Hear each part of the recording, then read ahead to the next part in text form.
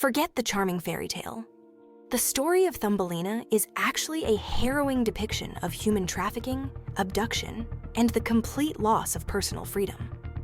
What if every creature Thumbelina meets isn't just a whimsical animal, but a symbol representing a specific danger women faced in the 19th century, culminating in a proposed marriage that was, in reality, a death sentence?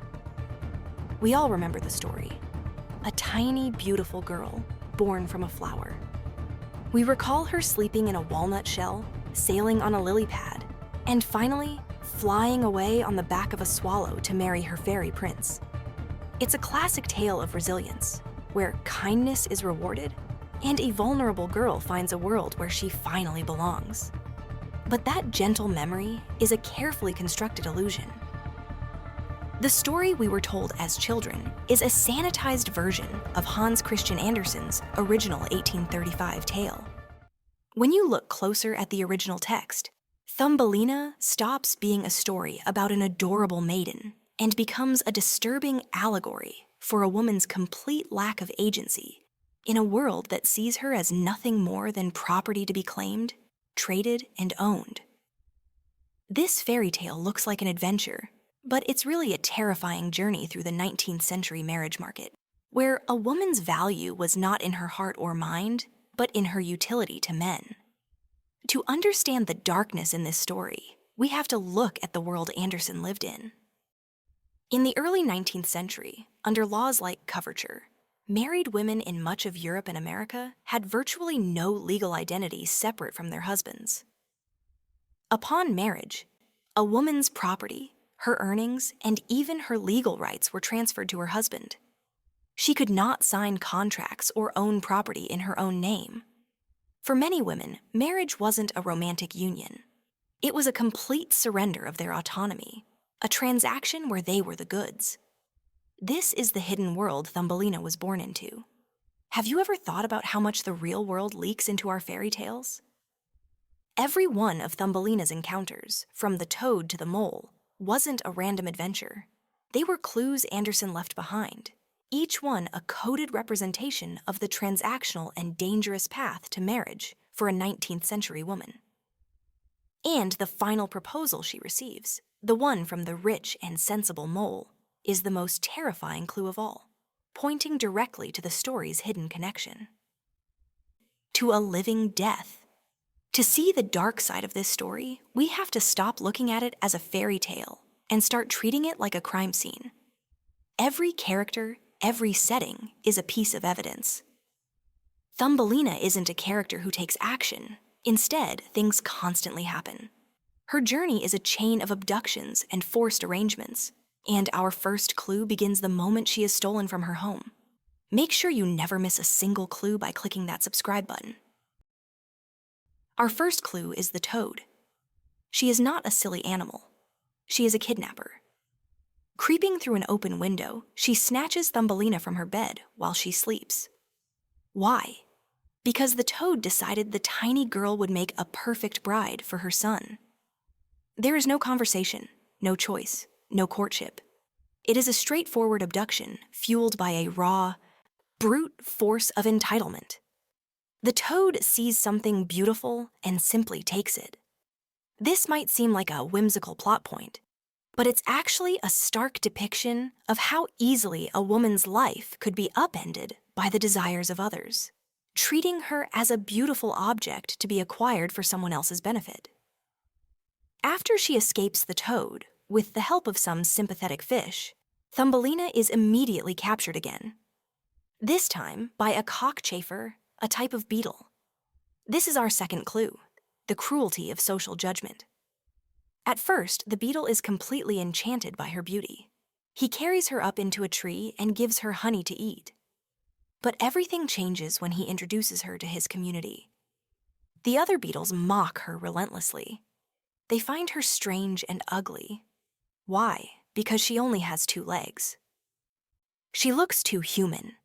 In that instant, all his affection vanishes. The beetle who had just admired her promptly abandons her, leaving her alone on a daisy. This brutal episode symbolizes the deeply superficial nature of a society that judges women solely on appearances and conformity. Her worth is never seen as intrinsic. Instead, it's determined entirely by the passing opinions of the crowd. She was a prize to show off, and when the crowd disapproved, she was discarded like an unpopular toy. Next, we find our third clue, the field mouse, who represents the danger of a pragmatic prison. As winter sets in, a cold and starving Thumbelina stumbles upon the field mouse's home. This seems at first like an act of kindness.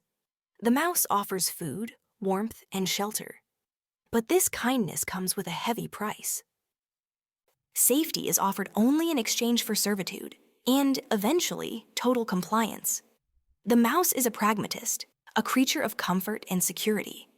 She sees Thumbelina not as a person, but as a problem to be solved. And the solution is a sensible marriage to her wealthy neighbor, the mole. She pressures Thumbelina relentlessly, completely dismissing her horror and tears at the idea.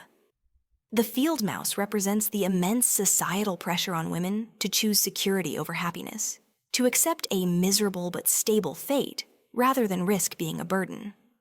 This leads us to the story's darkest turn, and our fourth major clue.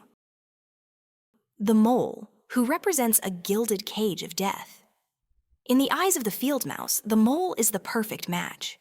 She praises him constantly as being rich and learned, the ultimate prize.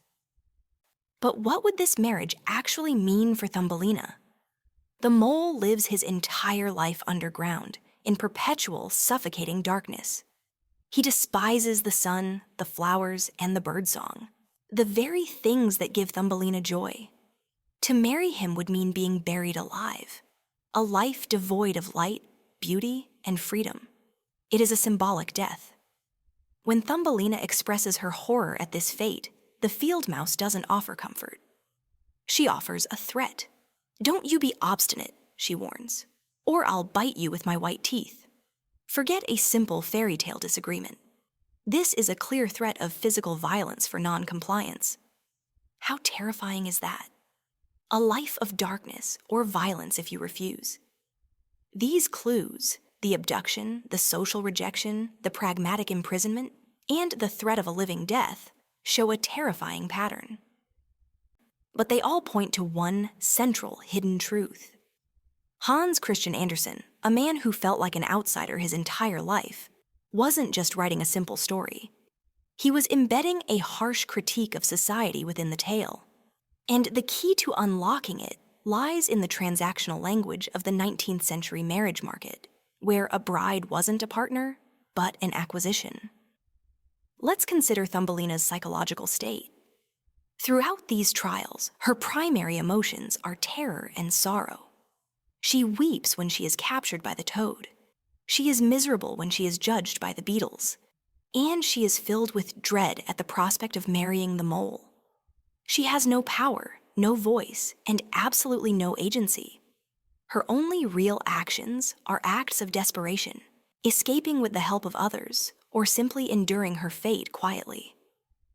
The psychological portrait we see developing is that of a victim, not an adventurer, being passed from one captor to the next, with each one representing a different facet of a world that denies her basic humanity. The symbolism Andersen uses is impossible to ignore. Notice the constant battle between light and darkness. Thumbelina is born from a flower. She is consistently associated with sunlight, warmth, and birdsong, all powerful symbols of life, freedom, and the beautiful natural world she came from. In contrast, her potential suitors all want to confine her and pull her away from that light. The toad wants her to live in the damp mud by the river. The mole demands that she live with him underground, in eternal darkness. The choice presented to her isn't really between different husbands. It's a choice between life, represented by the sun, and a symbolic death, represented by the underground. This stark symbolic contrast reveals the true, desperate stakes of her journey. We've seen the clues hidden in plain sight. Now, we excavate the truth. The dark secret of Thumbelina is that it is a direct and scathing allegory for the 19th century European marriage market, where women were treated as chattel in a system of legalized ownership. Thumbelina's journey feels like a series of unfortunate events, but it's really a step-by-step depiction of the loss of self in the face of suffocating social and economic pressures. Our first discovery lies in the law of the land. The story was published in 1835 in Denmark.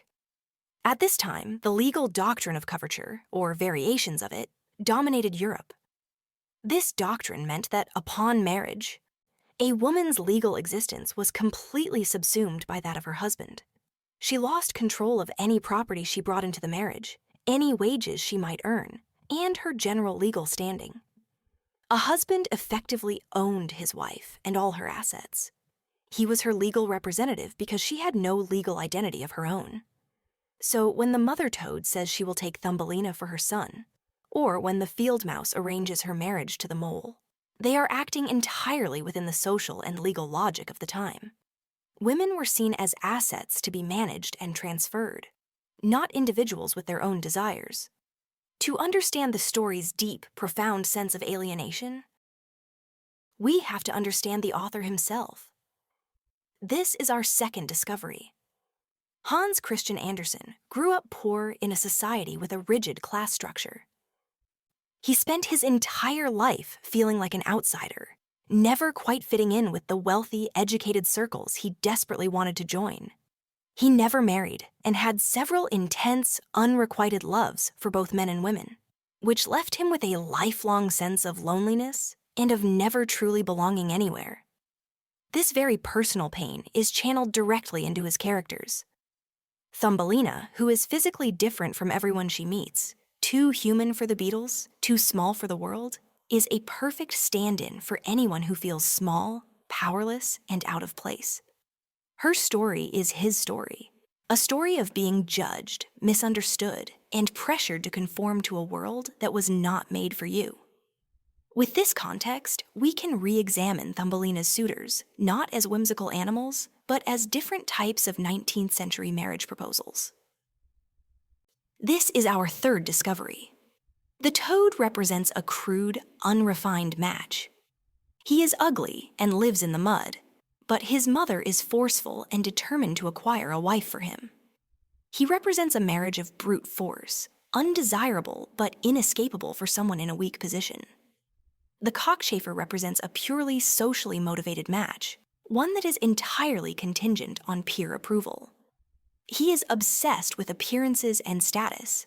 When his friends reject Thumbelina, he rejects her too, showing that his affection was never real, only a reflection of what he thought others would value.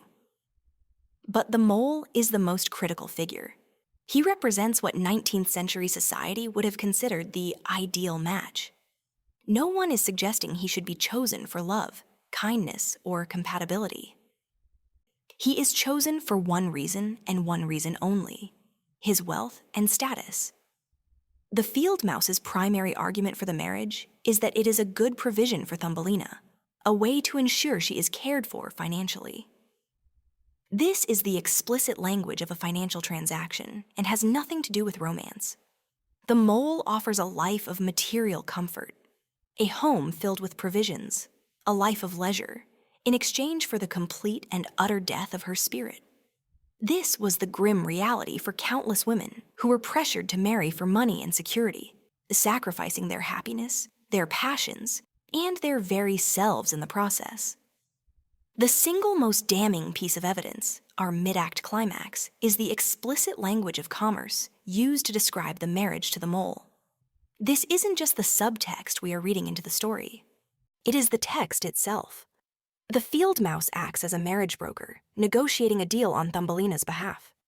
She tells Thumbelina to spend the summer weaving her wedding outfit and her trousseau, the collection of linens and clothing a bride brought to a marriage. The mole is desirable purely because he is, in the mouse's words, rich. Andersen writes that the mouse tells Thumbelina she has been lucky to get such a good husband. Her wedding is planned, and she is expected to sing for the mole to entertain him. Her feelings are never considered. The real horror isn't just that she must marry someone she doesn't love. The true horror is that she is an object being bartered. Now consider the illusion of rescue, our fifth discovery. Even Thumbelina's escapes are not her own doing. She is a passive figure throughout most of the story. The fish, taking pity on her, chew through the lily pad stem to help her escape the toad. And ultimately, it is the swallow she nursed back to health who rescues her from her fate with the mole. She is carried away, a passive passenger on a journey to a new life. This reinforces her complete lack of agency. Her own will is almost entirely irrelevant to her fate until the final moments of the story. This passivity is a devastating commentary on the powerlessness of women who were legally and socially dependent on others, first their fathers, then their husbands, for their very station in life. They were passed from one protector to another, their lives dictated by the choices of others. Finally, we must re-examine the supposed happy ending.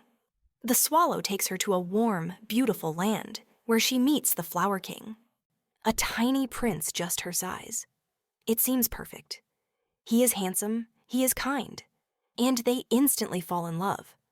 But look closely at what actually happens.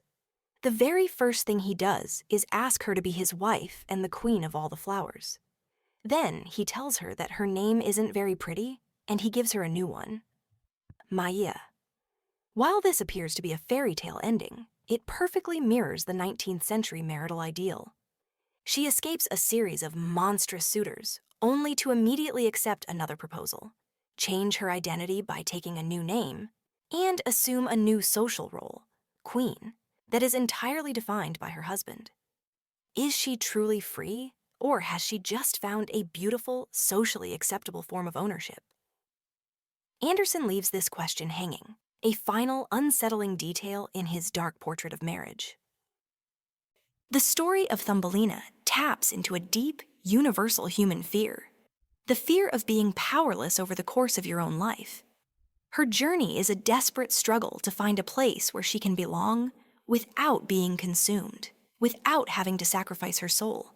We all seek acceptance and community, but at what cost?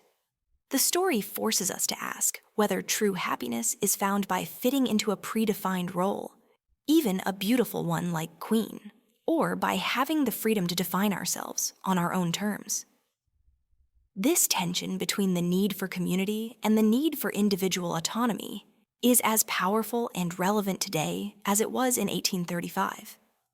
When we piece it all together, the historical context of coverture that turned women into property, Anderson's personal feelings of alienation and loneliness, the purely transactional nature of her courtships, her complete lack of agency in her own rescue, and even the subtly unsettling nature of her perfect ending, the picture becomes crystal clear. The darkness hidden in Anderson's tales is deep, but the curse embedded in the story of the Frog Prince is even more shocking, involving not just a transformation, but a history of violence. To see what the Frog Prince was really hiding, click the next video now.